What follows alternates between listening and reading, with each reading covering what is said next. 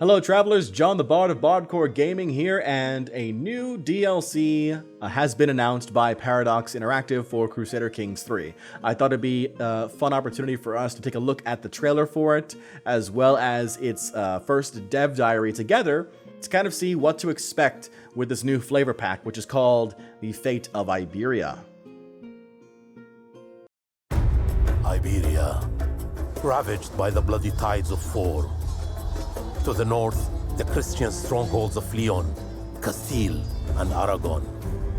Sometimes friends, sometimes bitter enemies. To the south lies Al-Andalus, but Cordoba is beset by rebellious governors, kings and sultans, dukes and emirs. Adversity makes for strange bedfellows, my friend. And you must tread carefully if you are to decide the fate of Iberia. You see, real strategy requires cunning.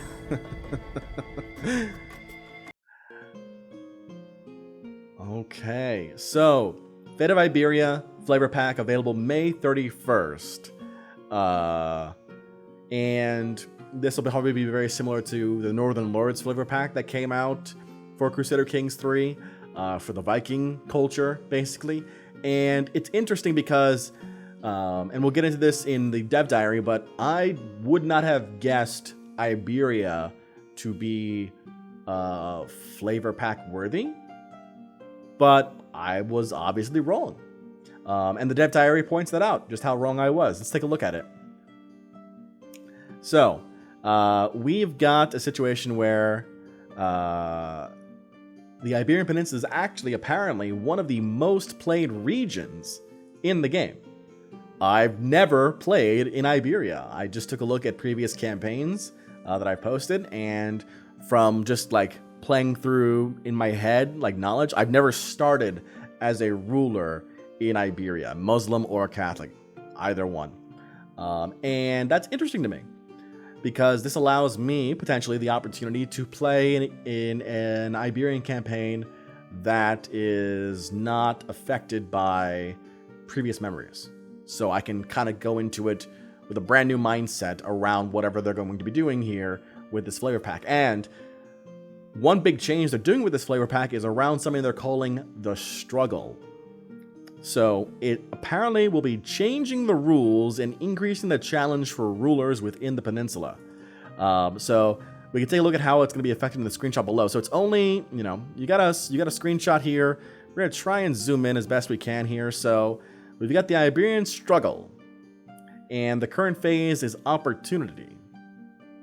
And you are an involved character within the Iberian Struggle. Common faith effects. Cheaper to convert to any involved faith.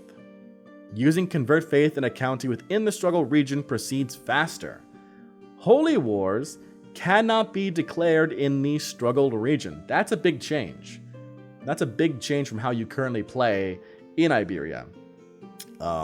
Considering the fact that you've got like this Catholic wall and this Muslim wall of territories right up against each other. And the effects of the involved, interfaith marriages are available between involved characters. So the game is basically saying, hey, these people are living such a close life with each other. Like, it's just natural that they're going to, have relationships, fall in love, marry, etc. So it's interesting that you're going to be able to do that here in this struggle region. So there's hostility phase and conciliation phase. To complete catalysts means to increase your hostility, and I assume there's other catalysts to increase conciliation. But some of the catalysts they're talking about here are breaking a truce with an involved duke, king, head of faith, or cultural head. You get plus 10 progress. Reveal the secret of a duke, king, head of faith, or cultural head, plus 10 progress. Kill an involved duke, king, head of faith, or cultural head, plus 5 progress. Convert an involved character or county, plus 5 progress. Use a hook on an involved king, head of faith, or cultural head, plus 5 progress. And you'll note that there are a number of times here, so it's not like you just do one and it's checked off and you get a new mission. You just multiply, basically. Or you just count the number of times. and they give you the points toward hostility, which I assume give you different phase effects, and then conciliation, which gives you different phase effects as well. So, looking at this here, it's interesting. It's interesting how they do it. Okay. A new Age 67 bookmark features a revamped Iberian cast of characters. Oh, okay. So they're going to be changing up that bookmark as far as potentially the rulers that are there. Okay. The struggle will persist into the 1066 start date as well. Okay. So both the bookmarks are getting a bit of a facelift in that territory. They let you choose between different vassals, either from Christian kingdoms or Al-Andalus. Each of them offer different starting challenges and choices. For example, in the south, Emir Adanis and Ibn Marwan are both dukes under the Sultan of Al-Andalus, but they are also neighbors and rivals. Starting with one of them will certainly imply crossing swords and scheming against the other. Doesn't really sound like much of a change, more so than just pointing out an opportunity you can already do in the game. I mean, how many times have you seen me fight against fellow dukes and vassals under a larger ruler? I mean, my time in the Holy Roman Empire was certainly proved that. The new Age-67 bookmark will be available for everyone, while being more interesting to experience if you own Fate of Iberia. Okay, so the facelift is for everyone. The extra mechanics are going to be just for those who buy Fate of Iberia. We've also seized the opportunity to update the map, refining the county and duchy divisions, as well as the cultures and faiths. This means the stage is more accurately set for the start of our game. So it looks like they've kind of like fixed up a bunch of the provinces up here, focusing mostly on the northern part of the region. Yeah. Okay. And it looks like it's got its own flag down here. The Iberian Struggle.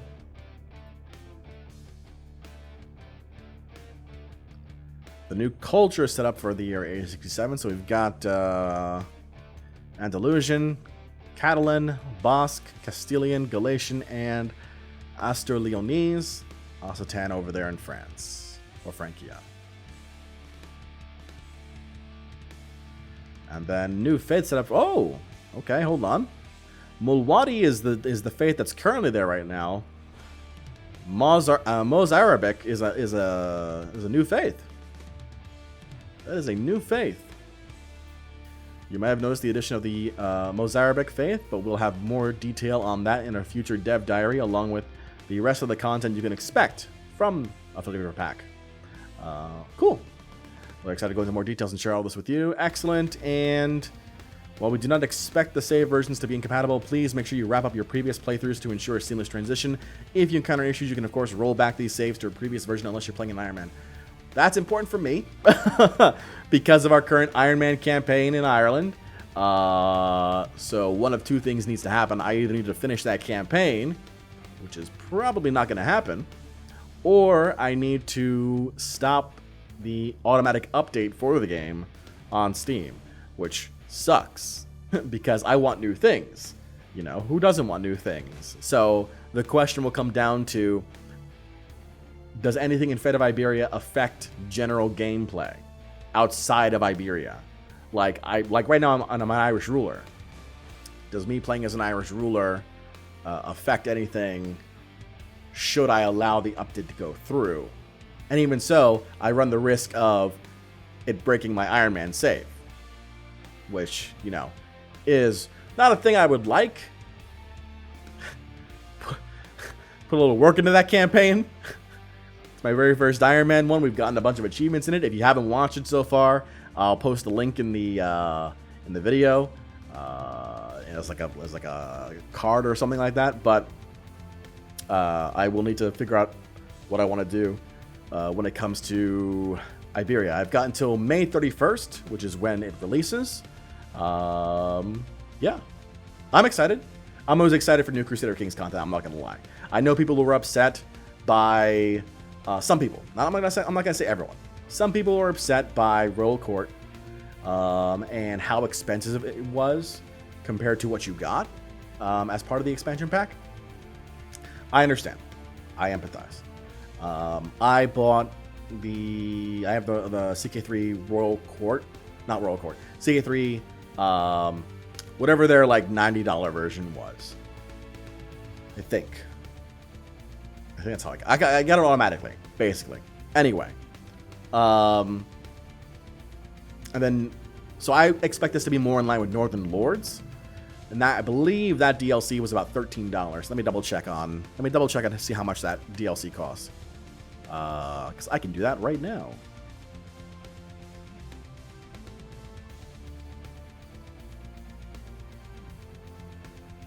Northern Lords, $7. So I would expect a similar price for Fate of Iberia. Maybe a little bit more. Maybe a little bit more. I doubt it, considering what they're calling it. But that's gonna. So, and I'm talking in U.S. dollars for those who are watching in places other than the U.S. I don't know what that will equate to in your territories, because I know Steam does the whole like localized pricing thing. Don't even get me started on that. But I'm excited. I'm looking forward to it. I'll be picking it up.